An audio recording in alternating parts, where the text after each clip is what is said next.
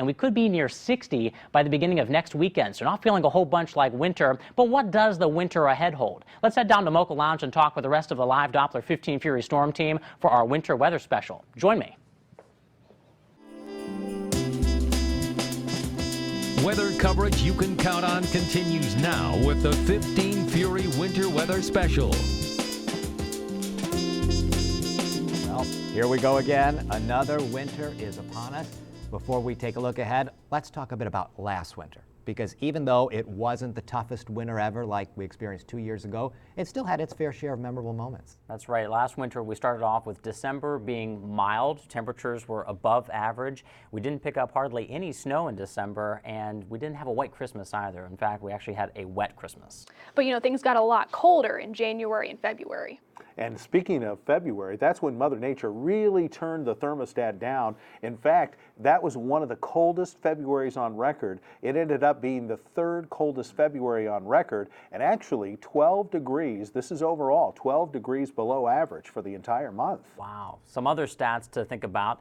We dropped down to our lowest temperature of the season in January, -8 degrees. We had 15 total days at or below zero, and you can't forget about a 17-day stretch that we had in February where we never made it above freezing at all. And that was actually the coldest stretch ever recorded at the Fort Wayne Airport. The average temperature for that time period, just barely above 11 degrees. As far as snow went, you know, things started off not bad at all. December had only a half inch of snow. Then we got to January. That month saw average snowfall, and then February hit, and we were pounded with snow. It ended up as our second snowiest February on record, only a quarter of an inch less snow than what we experienced the prior February of 2014. Wow, and most of that snow occurred on Super Bowl Sunday. We actually picked up about 9 inches of snow in Fort Wayne. Some places off to the north picked up nearly 14 inches of snow. I personally will never forget that because Art Fan Furniture was actually promoting a giveaway. If you bought furniture on a certain day at the end of January, if we picked up more than 3 inches of snow on Super Bowl Sunday, that furniture, no matter the price, would be free. And sure enough, it happened. That was our biggest snowfall of the season. We got 9 inches of snow, and it actually came true, believe it or not.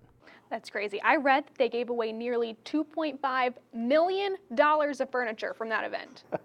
That's what I call a $1 million forecast, I'll tell you that. Yeah. So overall, you know, we were sitting around this table last year and we had a winter forecast. It worked out because we had predicted that we'd have near average snowfall and below normal temperatures, and that's exactly what we had for the winter. Yeah, no surprise for us. Pat on the back for us. Yeah. I want to ask Hannah, you know, you're hearing all this talk about cold and snow, but you're from Alabama, and this will be your first winter in the Midwest. What are your feelings about this? Well, you know, we make all these jokes about me being a Southern belle and not prepared for the bitter cold of the winter here, but I'm actually really excited. So I spent all this time in school learning about forecasting for winter storms and for snow and never getting to see it. So I'm really excited to apply the knowledge that I've learned to a situation I can actually be a part of. And to be honest, the most snow I've ever seen at one time was just barely 4 inches. So the little kid in me, I know, I'm super excited to build a snowman. Well, I don't blame you there. I think the snow brings out the kid in all of us. So, what does the winter ahead hold? Later on in the show, we will have our official Live Doppler 15 Fury winter outlook. But first, after the break, we have to review our El Nino knowledge. We'll head back to the studio and talk with an expert. Stay tuned. The Wayne Weather app is a must-have for your smartphone this winter season. You can see all of our latest forecasts hour by hour, get winter weather alerts, and track incoming snow and ice using interactive radar. The Wayne Weather app is available for free in the Google Play and Apple App Stores. Download it today.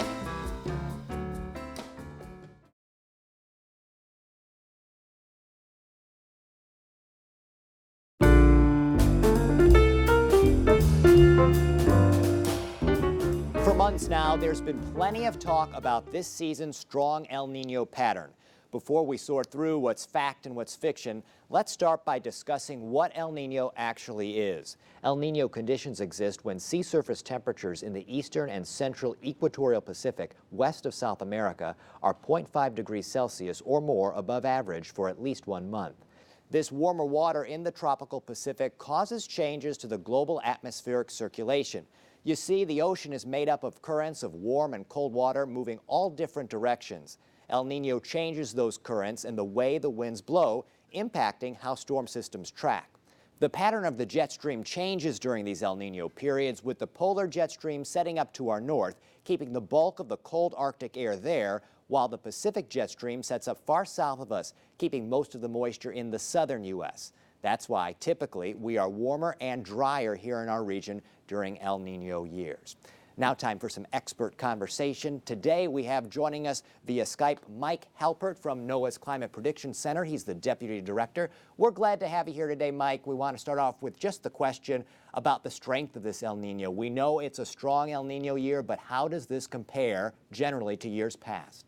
This one's currently running a strong second to the 1997-98 event. Whether or not it ends up there, we'll see what the evolution is over the next couple months. What are your thoughts on what will happen for our region this winter? Climate forecasting in general is notoriously tricky. When we get a strong El Nino, in theory, it makes it a little simpler. But no two El Ninos are alike. Certainly, as they develop, kind of the environment that they're developing in is different. We're kind of in a different climate regime than we were back in the 90s. The Indiana region is in an area that typically sees less precipitation during the winter, typically has a milder than average winter. The stronger the event, the more likely those outcomes are for us to see.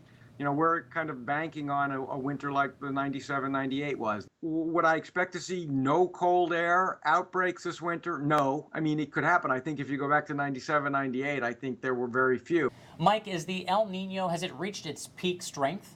These events typically peak in the November-December timeframe. Then the real question for us becomes how quickly does it kind of return back towards normal? And with some of the forecasts, how long is it expected to remain this strong? Any idea when it may weaken? I suspect that as we go through the latter part of this year, and particularly into the early part of 2016, we will see the ocean, what we call anomalies or departures from normal, will start to weaken. Of course, that doesn't necessarily mean that the event is weakening because you're kind of dealing with an annual cycle in the oceans. We always include the caveats, again, that this is climate and El Nino doesn't work alone. Mike, I know that the effects of the strong El Nino are very different across the entire country. So while here we might be a little bit warmer and a little bit drier, what are some of the other effects people across the United States are going to see? Well, you're right. El Nino has impacts, maybe not for everybody's backyard across the country, but certainly for good chunks of the country. In terms of precipitation, rainfall or snowfall, the biggest impacts are generally wetter than average conditions across the south, drier than average conditions across the north. That's in a simple case. One of the big economic winners in most of these type events is North America, and that's really due to a much milder than average winter, so people oftentimes pay a lot less to heat their homes during the strong El Nino winters. We run computer models, and they're all very consistent in saying it's going to be warm across Canada, and really if it's warm across Canada, it's kind of hard for it to be that cold, even in the southeast where we favor below average temperatures. The cold air has to come from somewhere. Winter, right? It's when it gets cold, it's when it snows. Folks shouldn't have the expectation that you're going to have a warm, every day is going to be warm and every day is going to be dry. I mean, it just isn't reality. All right, Mike, thank you very much for joining us. Now, we're going to be talking a little bit more about El Nino coming up later in the show when we give you our winter weather outlook. Coming up next, though, we're going to be talking about the science behind how to dress warmly for the winter and how emergency responders prepare for these strong winter storms. You'll find a bunch of useful links to get you and your family ready for winter on WANE.com. Find out about precipitation types, wind chill, travel alerts, tips for driving, and much more. Just click on the Winter Weather section under the Weather tab.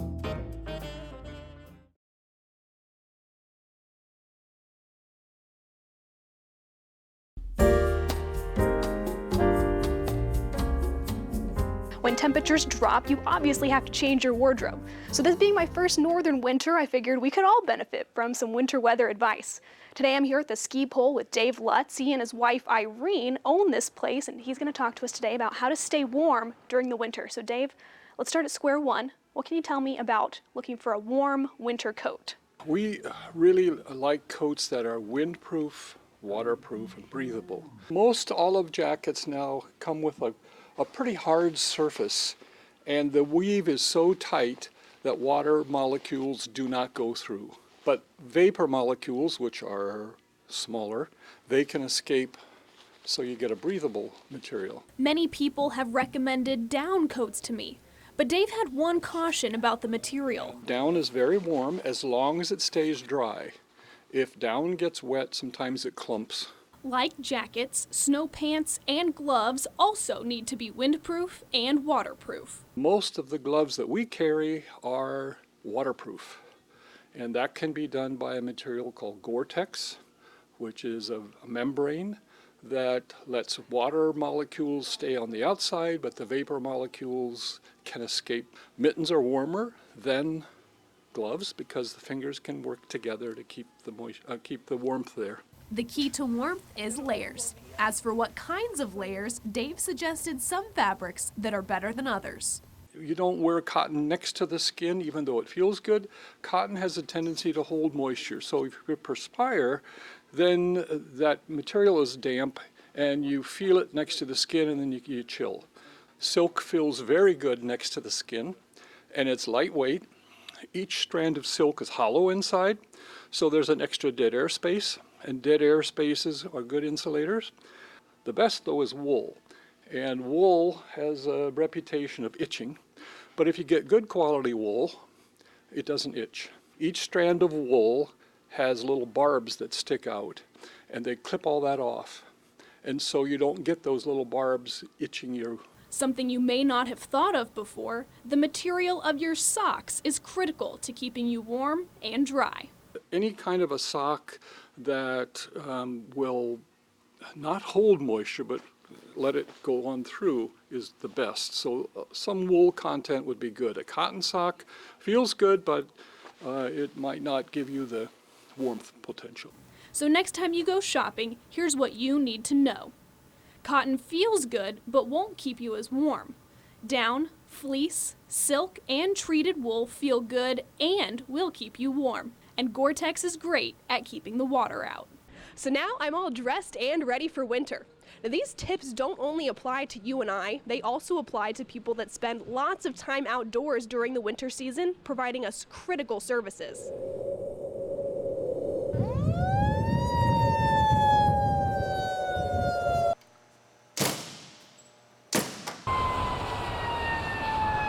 It's a tough, demanding job 365 days a year, and it's made even more challenging during the winter season. I'm talking about our important emergency responders. Many of them in Fort Wayne are dispatched from this very call center.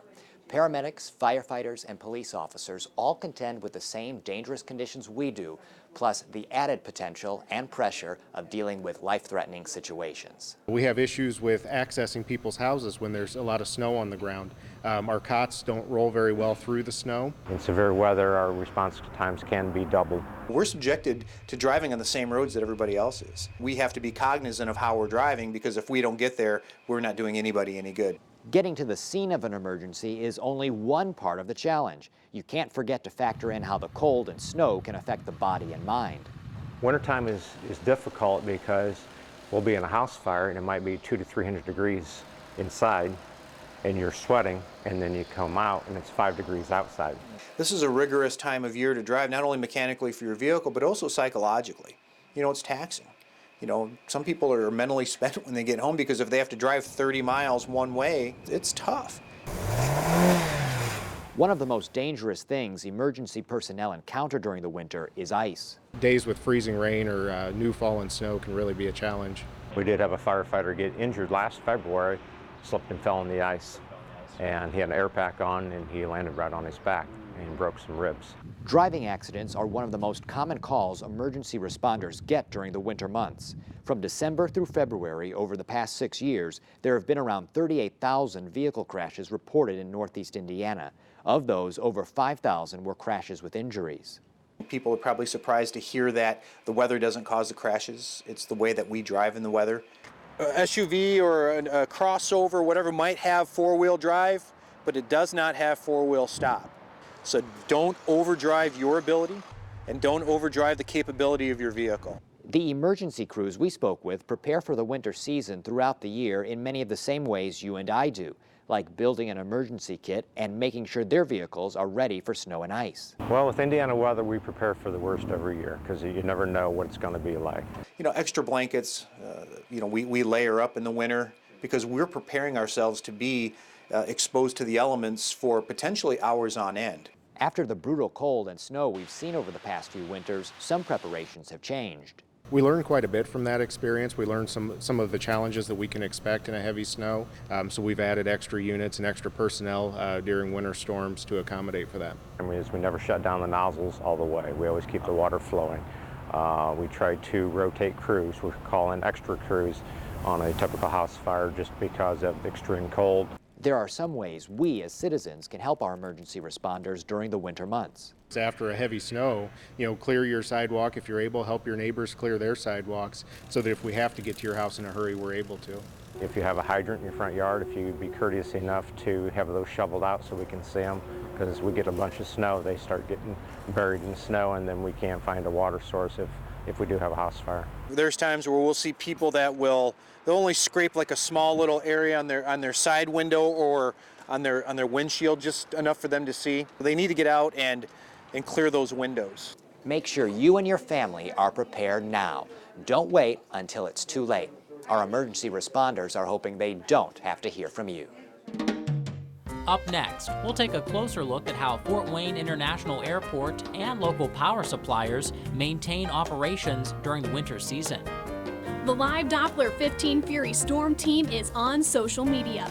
Follow us on Twitter @WayneWX for the latest weather updates.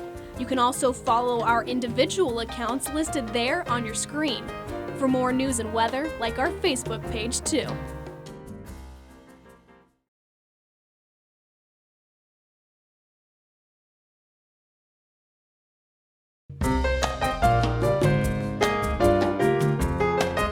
About 2,000 people fly in and out of Fort Wayne International Airport each and every day, and it takes a few hundred people to maintain those operations. Those operations become that much more challenging when a winter storm is on the way.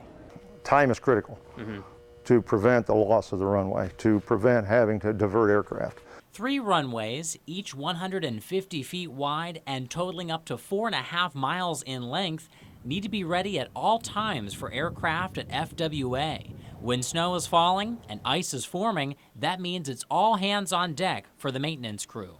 We'll check for friction on the surfaces with a specialized piece of equipment that we have. Depending on what numbers we get there, depends on how we treat the runways. During a snow event, the crew typically begins operations when just 1/4 to 1/2 inch of snow accumulates on the pavement. And the go-to machine is the MB5, which plows and sweeps. The airport has 2 of these $600,000 rigs. The crews say they're worth every penny and have revolutionized the way the airport tackles winter. More efficient, very much more efficient. We have to clean down to bare pavement. We can't leave any contaminants on the runway. A plow by itself can't do that. They're an expensive machine. They're expensive to keep running and maintain, but they absolutely do the job perfectly. Coming in at 50 feet long and carrying 24-foot wide snowplows, these machines were built to take on winter's worst. Its physical size is very daunting. Visibility is key. If you can't see, it affects everything. So heated windshields, heated windshield wipers, absolutely mandatory, cup holders. The maintenance crew use more than just the MB5 to treat the runways, taxiways, and other roads at the airport. Sometimes over 20 different pieces of equipment are being used. There's enough fuel capacity on all our equipment to get 12 hours without running out of fuel. The most difficult thing to treat around here is freezing rain and ice accumulation on the surfaces. it happens quickly and it's difficult to remove. If there's one thing that is forbidden on an airport, it would be salt. It's very corrosive to jet engines. So the FAA doesn't allow any salt inside the fence of the airport. This is strictly a liquid de-icer application truck. We will take this out and apply the potassium acetate. It's a product and a vehicle that must be ready at all times, because we can go from good braking readings on the runway surface to absolute nil plane diversions inside of 5 minutes. Wow. I've seen it happen. And of course, there's de-icing the aircraft. Currently, the airport has that operation subcontracted out to a third party. But in the future, that will become the responsibility of the airport as well. Your attention, please. If you've been delayed at FWA during the winter season, chances are it wasn't a problem with the runway here. We don't have significant runway closures during the winter. A lot of times our delays come from other major hubs that we can fly into that may have ground stops or other delays. As we soar into winter, don't forget about the countless hours of hard work that go into keeping the skies and runways open at Fort Wayne International Airport. And they're not the only ones who work hard to keep operations up and running. Sometimes the weather knocks power out, and there's really nothing we can do about it. But power companies prepare ahead of time, and hopefully that doesn't happen as often. You have to get the trucks ready for cold weather. It just takes a lot more preparation. So when you're out in the field and all of a sudden it gets real cold at night, you're prepared for it. If it looks like there is something bad going to hit, then they'll hold a crew over or several crews over depending on the severity of it. Reach out to other utilities to make sure that if we do need additional help, that those folks are on standby. And in addition, those companies will reach out to us if they have bad weather. Ice and strong winds are the main culprits of power outages in the winter. The ice will form on the line. It can cause those lines to sag.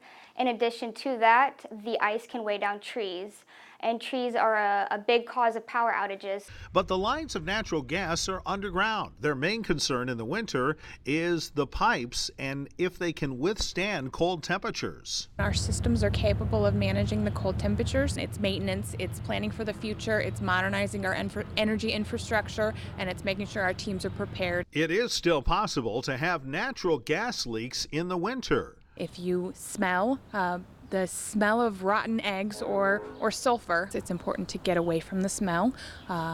Don't use your cell phone. Don't use anything that could cause a spark.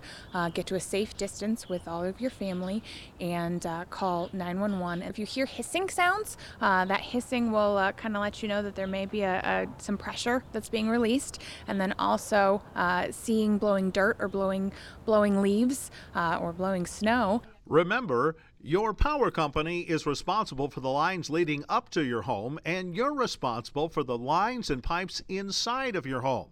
There are a number of ways to save on cost you are responsible for. There are a number of state and federal programs that help customers be able to afford to pay their bills. We really encourage our customers to utilize the energy efficiency programs available to them. Calling customer service and visiting the website of your power provider are great ways to learn about money-saving options and programs.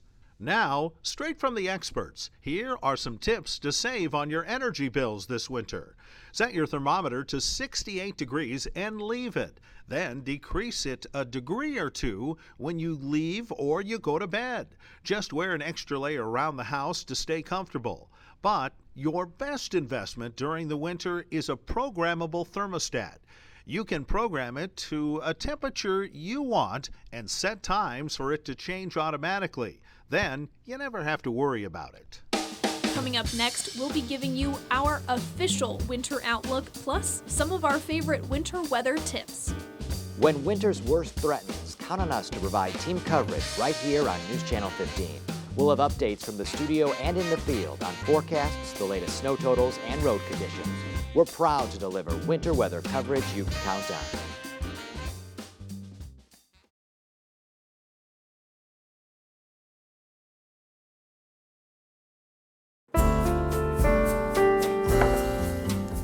Tonight we've discussed about how Northeast Indiana and Northwest Ohio are preparing for the winter season ahead. We've shared about how the season will impact emergency responders, operations at the airport, the power supply, and even what we wear. But the big question is, just what will this winter be like? Earlier, we discussed about El Nino. That will be the primary influence of our winter weather this season. At face value, an El Nino winter means a drier winter. Most storms end up taking a southerly track, keeping the bulk of the moisture away from us. El Nino winters also typically end up warmer than average, with the polar jet stream positioned to the north, meaning fewer Arctic intrusions here. Now, no two El Nino winters are exactly the same, and it should be noted that even though this winter is very similar to the mild winter of 1997 to 98, there are some differences. For example, we have a lot of extra warm water that stretches across the western coast of North America, and it's unclear just how exactly that will impact our winter weather pattern. Also, even though we have a warmer and drier forecast, that doesn't mean we won't have bitterly cold days or even some big snowstorms. It's just at the end of our 3 winter months, December, January, and February, all things will average out to being warmer and drier. So let's wrap up with some winter weather tips. Some of you know my favorite. It's spraying your shovel with a little cooking spray. This works. It does the trick. The snow slides right off. My tip would be to have an emergency preparedness kit, not just in your home, but also in your car. You'll never know when you're going to need it. If you're not sure what to put in that kit, we've got a complete list on Wayne.com. I know I've always got blankets in my car. Oh, blankets are always a good thing to have. And my tip would be to layer up when you're heading outside. You can put more layers on. They're going to keep you warmer longer. And then if you get too warm, you just take one of them off. And most of us travel with our phones. Don't forget the powerful tool of the Wayne Weather app. It's got all the information that you need on it. You can see our latest forecast, and of course, any warning that comes through will be right here on the Wayne Weather app. Great tips, team. Thank you. And thank you for watching. Don't forget, as winter goes on, the Live Doppler 15 Fury Storm Team is here with you with coverage you can count on no matter where you are, at home or on the go. Have a great night and happy winter.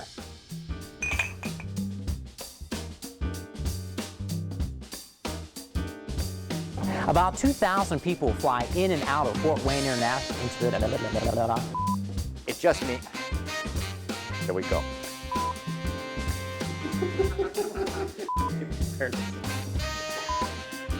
I forgot what it is.